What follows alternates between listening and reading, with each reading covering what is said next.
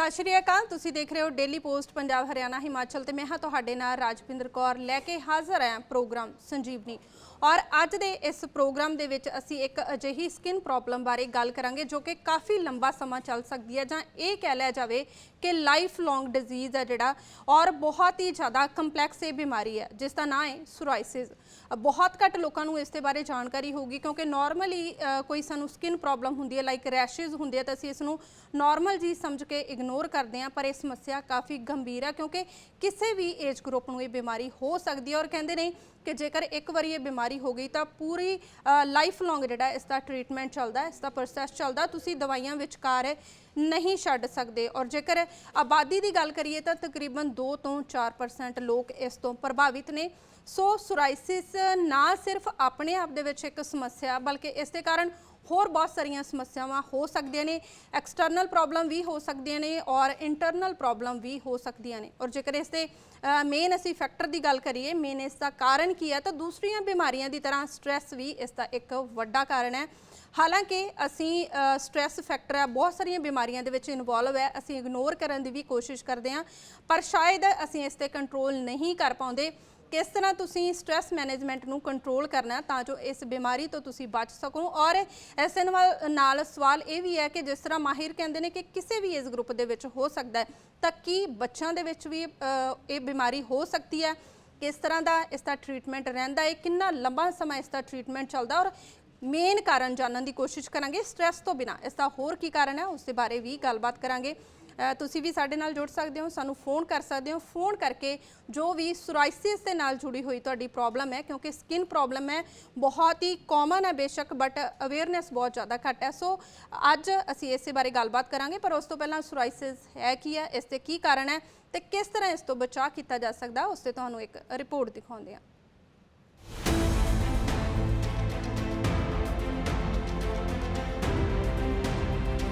की है सोराइसिस? कि ये किसी भी उम्र च हो सकती है? कि सोराइसिस है छूत की बीमारी? कि धुप च ज़्यादा रहना भी बन सकता है कारण? किस तरह किया जाता है सोराइसिस का इलाज? चंबल एक चमड़ी की बीमारी है जिस कारण चमड़ी के सैल आम नालों 10 गुना वधदे ने, जिस दे कारण चमड़ी ते धब्बे पै जांदे ने। हल्की चमड़ी ते पैच चिट्टे ते लाल रंग दे हो सकते हैं। इस शरीर ते किते भी हो सकते हैं, पर ज़्यादातर एक खोपड़ी, कूनी, गोडियां ते पिठ दे हेठले हिस्से ते दिखाई दिंदे ने। चंबल एक व्यक्ति तो दूजी व्यक्ति तक नहीं जा सकता। चंबल बचपन अते बुढ़ापे दे विचकार किसी भी समय हो सकता है। सब तो आम शुरुआती उम्र इसकी 20 ਤੋਂ 30 साल ते 50 ਤੋਂ 60 साल की मनी जाती है। ये छूत की बीमारी नहीं है, पर अगर परिवार च किसी नूं है तो बाकी परिवारक मैंबरां नूं भी हो सकती है। सोराइसिस होने ते ज़्यादातर मामलों में चमड़ी के सिर्फ कुछ खेत्र प्रभावित होंदे ने, पर वधेरे गंभीर मामलों दे विच सोराइसिस शरीर के एक वड्डे हिस्से नूं ढक सकता है। लाल चटाक समय दे नाल ठीक हो सकते हैं तो व्यक्ति के पूरे जीवन दौरान वापस भी आ सकते हैं। सो इस समस्या बारे जानकारी होना बहुत ज़्यादा अहम है। इसके कारण ते लक्षणों बारे पता होना भी जरूरी है। की हन सोराइसिस के कारण? खुरकना, शराब, तनाव, सिगरेट नोशी, कुछ नशीलियां दवाइयां, बहुत ज़्यादा धुप ते झुलसन नाल। इस तो इलावा चंबल सोच वाली अंतड़ी दीयां बीमारियां जिवें कि क्रोन्स अते अल्सरेटिव कोलाइटिस दे नाल हो सकता है, पर माहिर कहते हैं कि यह छूत की बीमारी नहीं है। की हन सोराइसिस के लक्षण? सुक्की तिड़की हुई चमड़ी, चमड़ी चों खून निकलना, खुजली, जलन जां दर्द, चमड़ी दे धफ्फड़ होने। किहड़े लोकां नूं हुंदा है वधेरे खतरा? मोटापे तो ग्रस्त, शूगर, हाइपरटेंशन, उच्च कैलेस्ट्रॉल। शरीर के किहड़े हिस्सिਆਂ ਨੂੰ प्रभावित करता है चंबल? कूहनी अते गोडे, चेहरा, खोपड़ी, ਉਂਗਲਾਂ ਤੇ ਪੈਰਾਂ ਦੇ ਨੌਂ, पिठ के हेठले हिस्से, हथेलियां ते पैर। किस तरह किया जा सकता है सोराइसिस तो बचाव? इस बारे जानना भी बेहद ही जरूरी है क्योंकि बीमारी समय समय ते आ सकती है तो उम्र भर भी चल सकती है, पर चमड़ी माहिर की राय ते ढुकवें इलाज नाल इस नूं काबू किया जा सकता है। रेगूलर फॉलो अप नाल इस च सुधार किया जा सकता है। लोगों के मनां विच इस संबंधी बहुत सारे भरम भुलेखे हैं कि छूत की बीमारी है, कि ये मिथ है जां सच्चाई। जानते हाँ इस बारे माहिर डॉक्टर की राय। जी, और जिस तरह असी रिपोर्ट दे विच देखा कि इसका कारण ना सिर्फ स्ट्रैस है, होर बहुत सारे कारण ने। खास करके जेकर असी इसनूं साडे लाइफ स्टाइल दे नाल जोड़ के देखिए तो लाइफ स्टाइल बदलदा जिहड़ा वो भी इसका एक वड्डा कारण हो सकता है। जिस तरह शराब, सिगरेट नोशी या स्ट्रैस की असी गल करते हैं तो मेन इसके कारण ने, होर की इसके कारण हो सकते हैं, इंटरनली इसका की इफैक्ट पैंदा है। इस तमाम गल्लां बातां ते जानकारी देने लई माहिर डॉक्टर निधि शर्मा इस समय साडे नाल जुड़ चुके हैं। मैम, सब तो पहला तुहाडा स्वागत करते हैं डेली पोस्ट पंजाब हरियाणा हिमाचल दे। जी डॉक्टर निधि शर्मा, जिस तरह के अज असी अज का जिहड़ा टॉपिक है सोराइसिस लिया, क्योंकि स्किन नाल जुड़ी हुई बीमारी है और बहुत सारे लोग अजिहे होणगे जिन्होंने इस बारे प्रॉपर नॉलेज नहीं है। तो सब तो पहला तुहाडे तो यही जानांगे कि सोराइसिस है की है और की कारण ने कि इहदे केस लगातार वधदे जा रहे हैं। सोरियासिस एक ऑटो इम्यून कंडीशन होती है। जैसे बॉडी का इम्यूनिटी होता है हमारी चीजों को, जैसे इन्फेक्शंस को से बचाना, इसमें इस बीमारी में हमारी बॉडी का इम्यूनिटी हमारे स्किन को मारने लग जाती है। So it is a auto immune और जेनेटिक कंडीशन होती है। इसमें कुछ पैचेस बनते हैं जो ड्राई पैचेस होते हैं और इसमें सिल्वरी वाइट स्केलिंग होती है। यूजुअली नॉर्मली हमारी स्किन का एक सेल टर्नओवर होता है कि 28 दिन में हमारी डेड स्किन निकल जाती है। बट इस बीमारी में जब हमारी इम्यूनिटी हमारी स्किन को अटैक करती है तो वो स्किन, डेड स्किन निकल नहीं पाती क्योंकि वो जल्दी जल्दी मार रही है हमारी स्किन को। तो ऐसे ड्राई पैचेस बनते हैं बहुत सारी पूरे बॉडी में। अब ये कारण क्यों बढ़ रहा है? फर्स्ट ऑफ ऑल, ये नॉर्थ इंडिया में पहले से ही है कि ये नॉर्थ इंडिया में ज्यादा पाया जाता है क्योंकि हमारे यहाँ ठंड बहुत होती है, तो ये विंटर्स में जल्दी एग्रेवेट होता है। रीजन, सेकेंड रीजन अभी जो ज्यादा केसेस दिखते हैं वो बिकॉज ऑफ स्ट्रेस। स्ट्रेस इतना मेजर हो चुका है कि इसकी वजह से जब हम पेशेंट को पूछते हैं कि आप 2-3 महीने से बड़ा है, आप कोई मेजर स्ट्रेस था, उनका आंसर यस होता है। तो एक मेडिटेशन, योगा एक बड़ा अच्छा आंसर है इसके लिए। तीसरी चीज एक लाइफस्टाइल। लाइफस्टाइल मतलब मेटाबॉलिक सिंड्रोम बोलते हैं। उसमें या तो पेशेंट को शुगर होती है, बीपी होता है, लिपिड प्रोफाइल डिरेंज्ड होता है, उनका वेस्ट सर्कमफ्रेंस, मोटापा होता है। तो ये मेजर रीजन है आजकल ये सोरियासिस किस कारण से बढ़ रहा है। जी डॉक्टर शर्मा, जिस तरह तुसी ऑटो इम्यून डिजीज की गल की है, थोड़ा जिहा इस बारे भी समझना चाहांगे किस तरह साडी बॉडी नूं इफेक्ट करता है। तो ये सोरियासिस कई प्रकार का होता है। या तो सबसे पहले क्लासिकल सोरियासिस होता है जो एल्बोज पे या घुटनों में पाया जाता है, एक लाल चकत्ते जैसे जिसपे सिल्वरी व्हाइट स्केल होती है, एक ऐसा डैंड्रफ की तरह झड़ता रहता है जो बॉडी, एक काइंड ऑफ डैंड्रफ जो बॉडी से निकलता रहेगा। बट ये अलग तरह का हो सकता है, जैसे हाथ पैर में हो, जैसे उसको पामोप्लांटर सोरियासिस बोलते हैं। पूरी बॉडी में छोटे छोटे चकत्ते हो जिसको गट्टेज सोरियासिस बोलते हैं, या पूरी बॉडी ही लाल हो जाती है विथ ऐसे डैंड्रफ के जैसे निकलते हैं, उसको इरिथ्रोडर्मा बोलते हैं। ये कंडीशन में पेशेंट को हॉस्पिटल जाना बहुत इंपॉर्टेंट है, अपने आप को एडमिट कराना, क्योंकि स्किन का लॉस मतलब जब स्किन इतना शेड होती है तो मतलब प्रोटीन लॉस हो रहा है बॉडी में। It is a medical emergency. It can also involve the scalp. कभी हमारे पेशेंट्स ऐसे बोलते हैं कि उनका डैंड्रफ जा ही नहीं रहा, या थिक पैचेस हैं जो कंघी से भी नहीं निकलते हैं, शैम्पू से भी नहीं निकलते हैं, तो उसको स्कैल्प सोरियासिस बोलते हैं। ये नाखून में भी जा सकता है, नेल सोरियासिस बोलते हैं। इवन इट कैन इन्वॉल्व हमारे हड्डियों को कर सकता है, psoriatic arthritis. So there are many part, ये बहुत तरीके का होता है। सो आपको स्किन के डॉक्टर के पास जाना बहुत इंपॉर्टेंट है to have a proper diagnosis, कि इसका पूरा डायग्नोसिस बने, उसके अकॉर्डिंग ही इसका ट्रीटमेंट जाता है। जी डॉक्टर शर्मा, जिस तरह तुसी दस्सिया कि इहदे स्किन ते की इफेक्ट रहिंदे, अगर असी इंटरनली देखिए तो की इंटरनली भी इससे कोई इफेक्ट पैंदे बॉडी ते? हाँ, जैसे कि मैंने बताया अभी कि ये हड्डियों को सबसे पहले कॉमनली इन्वॉल्व करता है।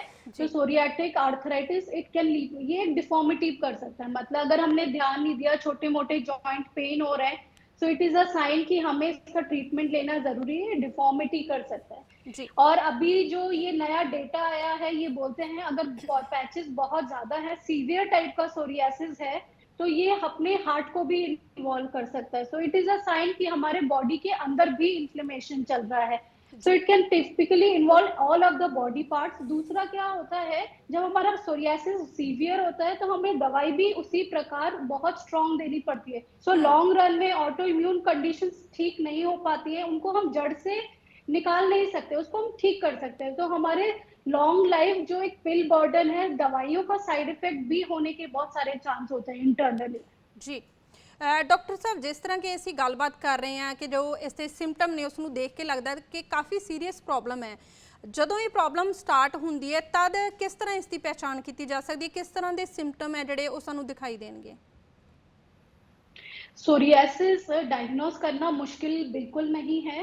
इसकी क्लासिकल पहचान होती है लाल चकत्ते वेल सर्कमस्क्राइब, मतलब एक सर्कल शेप के पैचेस दिखेंगे जो लाल रंग के होंगे, उसमें सिल्वरी वाइट शाइनी सी एक स्केलिंग पपड़ी होगी और डैंड्रफ जैसे निकलता रहेगा और उसमें इचिंग हो सकती है। And it is classical. उसका बहुत होता है कि एल्बोज और घुटनों पे या सर पे आता ही है। जी और डॉक्टर साहब, जिस तरह के आप गलबात कर रहे हैं स्किन नाल जुड़ी हुई प्रॉब्लम है, अगर बच्चों की गल कर लीए तो कि बच्चों के विच भी प्रॉब्लम हो सकती है? हाँ जी, हमने ये बच्चों में भी देखी है। 6 महीने से छोटी उम्र के बच्चे पे भी हमने ये इश्यूज को देखा है। चाइल्डहुड सोरियासिस बोलते हैं उसको। उसमें थोड़े अलग टाइप के छोटे पैच आते हैं, बड़ों की तरह बड़े पैच नहीं होते, और वो थोड़ा सा फोल्ड्स में ज्यादा प्रोमिनेंट होते हैं और वो वाइड स्प्रेड ज्यादा होते हैं। सो ये प्रॉब्लम बच्चों में भी आ सकती है क्योंकि ये एक जेनेटिक प्रॉब्लम है। अराउंड 10-20% पेशेंट्स को ये फैमिलियल, मतलब पिता माता से ट्रांसफर हो सकती है। जी डॉक्टर साहब, गलबात आप इस तरह जारी रखेंगे, पर कॉलर साडे नाल एक जुड़े ने, उन्हों का सवाल ले लीए। जी कित्थों गल कर रहे हो तुसीं और की जानना चाहते हो? हाँ जी हेलो। हाँ जी, तुसीं अपना सवाल कर सकते हो। मैम मेरे ना एक तो बई अपना नाखून ते अपना हत्थां ते पैरां दियां ਉਂਗਲਾਂ ने ਜਿਹੜੀਆਂ ਉਹਨਾਂ ਤੇ ਹਲਕੇ ਹਲਕੇ ਜਿਵੇਂ ਨਿਸ਼ਾਨ ਵੀ ਨਹੀਂ ਹੁੰਦੇ ਸਕਿਨ ਦੇ ਜੀ। ਇੱਕ ਤਾਂ ਉਹ ਆ, ਇੱਕ ਜਦੋਂ ਆਪਾਂ ਸਿਰ ਤੇ ਖਾਰਿਸ਼ ਕਰਦੇ ਆ ਜੀ, ਜੇ ਆਪਣਾ ਡੈਂਡਰਫ ਨਹੀਂ ਹੁੰਦਾ, ਡੈਂਡਰਫ ਪੇਪੜੀਆਂ ਜਿਹਾ ਬਣ ਜਾਂਦੀਆਂ ਨੇ ਜੀ। ਹਾਂਜੀ ਉਹ ਹੈ ਜੀ। ਔਰ ਤੁਹਾਨੂੰ ਕਿੰਨੇ ਟਾਈਮ ਤੋਂ ਇਹ ਸਮੱਸਿਆ ਹੋ ਰਹੀ ਹੈ? ਮੈਮ ਇਹ ਮੈਨੂੰ ਹੋ ਗਏ ਜੀ ਕਮ ਸੇ ਕਮ 2 ਸਾਲ ਹੋ ਗਏ ਜੀ। ਜੀ 3 ਸਾਲ ਹੋ ਗਏ ਜੀ। ਔਰ ਤੁਸੀਂ ਕੋਈ ਮੈਡੀਸਨ ਲਈ ਇਹਦੇ ਰਿਲੇਟਡ? हाँ मैम ट्रीटमेंट चालू किया हुआ है जी। जी बिल्कुल तुहाडे सवाल का जवाब भी मिलेगा। डॉक्टर साहब कॉलर साडे नाल 2 होर ने, उन्हां दा भी सवाल ले लीए। जी कित्थों गल कर रहे हो तुसीं और की जानना चाहते हो? हेलो हाँ जी नमस्कार जी, मैं हाँ जी। गुराया तो बोल रहा हूँ, डिस्ट्रिक्ट जलंधर। जी वो बेटे ने सोराइसिस है, 5-6 साल हो गया जी। ये थोड़े को जी दवाई है, ये आयुर्वेदिक है या जी और उन्हां दी उम्र कितनी है तुहाडे बेटे दी? 47। 47। और तुसी की एलोपैथी ले रहे हो मेडिसिन? वो कोई भी नहीं ले रहा, पहले होम्योपैथी ली थी इन्होंने। अच्छा जी, होम्योपैथी ਲਈ ਸੀ, ਹੁਣ ਕੋਈ ਨਹੀਂ ਹੈ ਜੀ। ਬਿਲਕੁਲ ਸਾਡੇ ਅਗਲੇ ਕਾਲਰ ਉਹ ਵੀ ਆਪਣਾ ਸਵਾਲ ਸਾਨੂੰ ਦੱਸ ਸਕਦੇ ਆ ਕਿ ਡਾਕਟਰ ਸਾਹਿਬ ਤੋਂ ਕੀ ਜਾਨਣਾ ਚਾਹੁੰਦੇ ਨੇ। ਸਤਿ ਸ੍ਰੀ ਅਕਾਲ ਪੁੱਤਰੀ। ਹਾਂਜੀ ਸਤਿ ਸ਼੍ਰੀ ਅਕਾਲ। ਮੈਂ ਨਪਸੜੀ ਤੋਂ ਬੋਲਦਾ ਭਾਈ ਲਾਭ ਸਿੰਘ, ਜ਼ਿਲ੍ਹਾ ਮਲੇਰਕੋਟਲਾ ਜੀ। ਇਹ ਪੁੱਤਰਾ ਜਿਹੜਾ ਜੋਗੀ ਆਉਂਦੇ ਨੇ ਪਿੰਡਾਂ ਦੇ ਵਿੱਚ ਸੱਪ ਫੜਨ ਵਾਲੇ, ਉਹ ਵੀ ਦਵਾਈ ਦੇ ਜਾਂਦੇ ਨੇ, ਕਹਿੰਦੇ ਸਾਡੀ ਦਵਾਈ ਨਾਲ ਠੀਕ ਹੋ, ਚੰਬਲ ਵਗੈਰਾ। ਜੀ ਬਈ ਮੇਰਾ ਮਤਲਬ ਇਹ ਡਾਕਟਰ ਸਾਹਿਬ ਨੂੰ ਪੁੱਛਣ ਦਾ ਹੈਗਾ ਬਈ ਉਹ ਅੰਗਰੇਜ਼ੀ ਦਵਾਈ ਆਪਾਂ ਨੂੰ ਵਰਤਣੀ ਚਾਹੀਦੀ ਹੈ ਕਿ ਉਹ ਜਿਹੜੇ ਜੋਗੀ ਦਵਾਈ ਦੇ ਕੇ ਜਾਂਦੇ ਨੇ ਉਹਦੇ ਨਾਲ ਵੀ ਠੀਕ ਹੋ ਜਾਂਦਾ? ਜੀ ਬਿਲਕੁਲ ਤੁਹਾਡਾ ਜਿਹੜਾ ਸਵਾਲ ਹੈ ਬਹੁਤ ਵਾਜਬ ਹੈ, ਕਿਉਂਕਿ ਅਕਸਰ ਹੀ ਅਸੀਂ ਵਹਿਮਾਂ ਭਰਮਾਂ ਦੇ ਵਿੱਚ ਪੈ ਜਾਂਦੇ ਹਾਂ ਜਾਂ ਬਿਨਾਂ ਜਿਹਦੇ ਕੋਲ ਕੋਈ ਐਕਸਪੀਰੀਅੰਸ ਨਹੀਂ ਹੁੰਦਾ ਸੀ ਮੈਡੀਸਨ ਲੈ ਲੈਂਦੇ ਹਾਂ ਤੇ ਉਸ ਦਾ ਗਲਤ ਇਫੈਕਟ ਪੈਂਦਾ। ਇਸ ਦੇ ਬਾਰੇ ਵੀ ਜ਼ਰੂਰ ਗੱਲਬਾਤ ਕਰਾਂਗੇ। ਕਾਲਰ ਸਾਡੇ ਨਾਲ ਇੱਕ ਹੋਰ ਨੇ, ਉਹਨਾਂ ਦਾ ਵੀ ਸਵਾਲ ਲੈ ਲਈਏ। ਜੀ ਕਿੱਥੋਂ ਗੱਲ ਕਰ ਰਹੇ ਹੋ ਔਰ ਤੁਸੀਂ ਕੀ ਜਾਨਣਾ ਚਾਹੁੰਦੇ ਹੋ? हाँ जी, मैं मलेरकोट तो बोल दी हूँ जी। जी मेरे रैशेज तो नहीं कुछ होंगे, वैसे जलन जी होके ना बच्चे से खाज होंगी है। रैशेज होके खाज होंगी है जी। रैशेज नहीं होंगे जी, कोई दाग नहीं, कोई स्किन ते लाल रेड या कुछ मतलब नहीं है चमड़ी के, पर वही जिवें मिर्चा नहीं अड़दियां होंदियां इस तरह हुंदा जी। और तुहाडी उम्र कितनी है? 75 साल जी। डॉक्टर साहब जिस तरह के सानू फोन कॉल आए और सब की समस्या स्किन नाल बेशक जुड़ी हुई है, पर अलग अलग ने। जिस तरह साडे जिहड़े पहले कॉलर सी तो उन्होंने कहा कि उन्होंने नेल्स ते निशान ने और उन्होंने खारिश हुंदी है स्कैल्प दे विच भी। की कहोगे कि की ये सिरोसिस के सिम्पटम हो सकते हैं, की सलाह दोगे उन्होंने? आपकी हिस्ट्री से पता लगता है कि एक ये सोरियासिस के सिम्टम हो सकते हैं, but to label it psoriasis मैं एक फोन कॉल पे नहीं बोलना चाहूंगी। एक डॉक्टर को दिखाना बहुत इंपॉर्टेंट है, क्योंकि नेल के भी अलग अलग टाइप के इन्फेक्शंस होते हैं, अलग अलग टाइप के प्रेजेंटेशन हो सकते हैं। हो सकता है वो नेल का फंगस हो, नेल का और कोई ऑटो इम्यून डिजीज हो। बहुत सारी कंडीशंस हैं जो सोरियासिस के अलावा जो नेल और स्कैल्प को एक साथ अफेक्ट करती है। तो इस कंडीशन में मैं बोलूंगी कि मैं आप डॉक्टर को, डर्मेटोलॉजिस्ट को, जो ना कि सिर्फ स्किन के बट हेयर नेल के भी डॉक्टर है, आप उनको विजिट कीजिए। एक प्रॉपर डायग्नोसिस हाथ में होना चाहिए। ये एक बहुत इंपॉर्टेंट मैसेज बोलूंगी मैं। सोरियासिस लाइफ लॉन्ग बीमारी है, आप उसको इग्नोर नहीं कीजिए। वो जानलेवा नहीं है, बट वो आपको जिंदगी भर तंग करेगी, तो उसका डायग्नोसिस ऑन पेपर बहुत इंपॉर्टेंट है। दूसरी चीज, अगर डायग्नोसिस में कभी इशू भी आता है प्रेजेंटेशन में, तो एक सिंपल टेस्ट होता है, उसको स्किन बायोप्सी कहते हैं। वो आपकी एक डॉक्यूमेंटेशन हो जाएगी कि आपको सोरियासिस है। फिर उसके अकॉर्डिंग बताना बहुत इजी होता है कि आपको क्या दवाई जाएगी, आपके क्या ट्रिगर्स हो सकते हैं, आपको किस चीज से बचना है, आपको क्या, आपका इसको क्या बचाव है, क्या क्रीम्स लगानी पड़ेंगी। तो मैं बोलूंगी पहले मेरे कॉलर को कि आप एक डर्मेटोलॉजिस्ट को विजिट कीजिए, एक इसको पूरा इवैल्यूएशन कराइए, फिर चाहे आप फोन कॉल पे बात कर सकते हैं। जी। और डॉक्टर साहब दूसरे कॉलर सी जिन्होंने ऑलरेडी ये प्रॉब्लम हो चुकी है और 5-6 साल तो प्रॉब्लम है, बट वो कोई उन्होंने होम्योपैथी मैडिसिन ਲਈ ਸੀ, ਉਸ ਤੋਂ ਬਾਅਦ ਕੋਈ ਮੈਡੀਸਿਨ ਨਹੀਂ ਲਈ ਹੈ, ਉਹਨਾਂ ਨੂੰ ਤੁਸੀਂ ਕੀ ਸਲਾਹ ਦੇਣੀ ਚਾਹੋਗੇ? ये बहुत इम्पोर्टेंट है, उन्होंने कॉल किया, मैं उनको धन्यवाद करूंगी कि एक इम्पोर्टेंट पॉइंट निकल के आया इस चीज में। होम्योपैथी, आयुर्वेद, ये सोरियासिस ऐसी स्किन बीमारी है जिसमें ओरल स्टेरॉइड्स नहीं खाना चाहिए। ये हमने, जब मैं मेदांता हॉस्पिटल में थी, मैंने इतने केसेस देखे थे कि पीपल वर गेटिंग कॉम्प्लिकेशन, उनको कॉम्प्लिकेशंस हो रहे थे क्योंकि वो आयुर्वेद दवाई या होम्योपैथी खा रहे थे। मैं इन पैथीज के खिलाफ नहीं हूँ, बट मैंने देखा है कि वो स्टेरॉइड से सोरियासिस इतना बढ़ जाता है, कॉम्प्लिकेट हो जाता है। आजकल हमारे एलोपैथी में बहुत अच्छी दवाइयां आ गई हैं जो उसको अच्छे से कंट्रोल कर सकती है। तो मैं अपने व्यूअर्स को बोलूंगी कि आप इस स्पेशली सोरियासिस में दूसरी पैथीज को ना ट्राई करें। और हमारी जो एलोपैथी की क्रीम्स है, हाँ मैं, देयर इज अ थिंग कि जाएगा किसी भी प्रॉब्लम, किसी दवाई से नहीं, तो ये आयुर्वेद होम्योपैथी से भी नहीं जाएगा, बट उसको कॉम्प्लिकेट ना होने दें। जी, सो आई वुड से आप पूरा इसका एलोपैथी में क्रीम्स और इंजेक्शन, अब तो नए इंजेक्शन बायोलॉजिकल्स आ चुके हैं मार्केट में, जो पहले सिर्फ वेस्टर्न कल्चर में, यूएस, यूके में लोग अफोर्ड कर पाते थे, अब वो हमारे इंडियन मार्केट में भी आ गए। बहुत कॉमनली लोग इसको लेते हैं और उनके साइड इफेक्ट्स भी कम हैं। जी तो डॉक्टर साहब, मैं बोलूंगी आप एक जी ट्रीटमेंट ਤੇ ਆਪਾਂ ਗੱਲਬਾਤ ਜਾਰੀ ਰੱਖਾਂਗੇ, ਪਰ ਕਾਲਰ ਸਾਡੇ ਨਾਲ ਦੋ ਹੋਰ ਜੁੜੇ ਨੇ, ਉਹਨਾਂ ਦਾ ਸਵਾਲ ਲੈ ਲਈਏ। ਜੀ, ਕਿੱਥੋਂ ਗੱਲ ਕਰ ਰਹੇ ਹੋ ਤੁਸੀਂ ਔਰ ਤੁਹਾਡਾ ਕੀ ਸਵਾਲ ਹੈ, ਤੁਸੀਂ ਕੀ ਜਾਨਣਾ ਚਾਹੁੰਦੇ ਹੋ?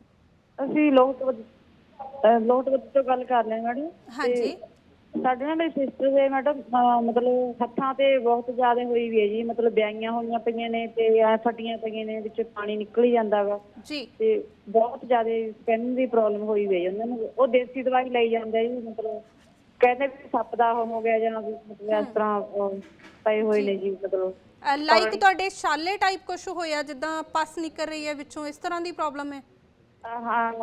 ਹਾਂਜੀ ਮੈਡਮ, ਮਤਲਬ ਪਹਿਲਾਂ ਸਾਲਿਆਂ ਵਾਂਗੂ ਹੋ ਗਿਆ ਸੀਗਾ, ਜਿਵੇਂ ਫਟਿਆ ਜਿਹਾ ਹੋਇਆ ਸੀਗਾ, ਤੇ ਹੁਣ ਜੀ ਉਹ ਵਿਆਹੀਆਂ ਵਾਂਗੂ ਹੋ ਗਿਆ, ਹੱਥਾਂ ਉੱਥੋਂ ਦੇ ਬਾਲੇ ਖਰਾਬ ਹੋਏ ਵੇ ਨੇ ਜੀ। ਜੀ, ਔਰ ਉਮਰ ਕਿੰਨੀ ਉਹਨਾਂ ਦੀ? ਜੀ, ਸਾਡੇ ਅਗਲੇ ਕਾਲਰ ਆਪਣਾ ਸਵਾਲ ਕਰ ਸਕਦੇ ਨੇ।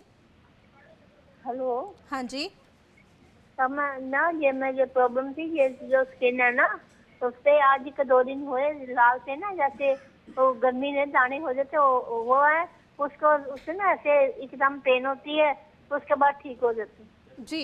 और की ये ठीक होने तो बाद दोबारा फिर तो प्रॉब्लम हुंदी है, और कितने समय बाद हुंदी है? नहीं ऐसा ना, जिवें हुण सवेरे है जी, आपां नहांदे हां, तो बाद एकदम दी खांसी हुंदी, खांसी जैसी होती है, फिर वो ना उस पे हम कुछ लगा देते हैं क्रीम या कुछ, फिर ठीक हो जाता है, फिर दोबारा नहीं होता जी। डॉक्टर साहब, जिस तरह के लगातार सानू इदां दे फोन आ रहे हैं, कई बारी हुंदा कि एक सिंपल जिहड़ा सिम्पटम है, जिस तरह के एक फोन कॉल सानू पहलां भी आई सी, उन्होंने कहा कि उन्हां दी स्किन ते खाज हुंदी है, जां दूसरे साडे कॉलर दा फोन है कि उन्हां दी स्किन है जिहड़ी फट चुकी है और उस तो बाद उहदे विचों पानी निकल रहा है। की ये दोनों भी इस प्रॉब्लम करके हो सकता है? अगर हाँ, तो की सल्यूशन है इहदा? ये एक सिम्टम सोरियासिस के हो सकते हैं, ये कि इसमें इचिंग हो सकती है, बट इसमें ब्लीडिंग नॉर्मली बिना बात नहीं होती जब तक आप इसको स्क्रैच ना करें। तो मैं बोलूंगी आप एक सिंपल, एक तो मॉइस्चराइज कीजिए बॉडी को। सोरियासिस का सबसे पहला रूल होता है मॉइस्चराइजर। मॉइस्चराइजर एक ट्रीटमेंट की तरह काम करता है। दिन में 3 बार पूरे शरीर पे अच्छे से बैठ के लगाना मॉइस्चराइजर बहुत इंपॉर्टेंट है। लिक्विड पैराफिन या सॉफ्ट पैराफिन आप लगा सकते हैं। नहाने के लिए डव साबुन लें और गर्म पानी का इस्तेमाल ना करें और उसको स्क्रैच ना करें। अगर आप छेड़ेंगे तो उसमें खून आएगा, अदरवाइज इसमें खून नहीं आता वैसे।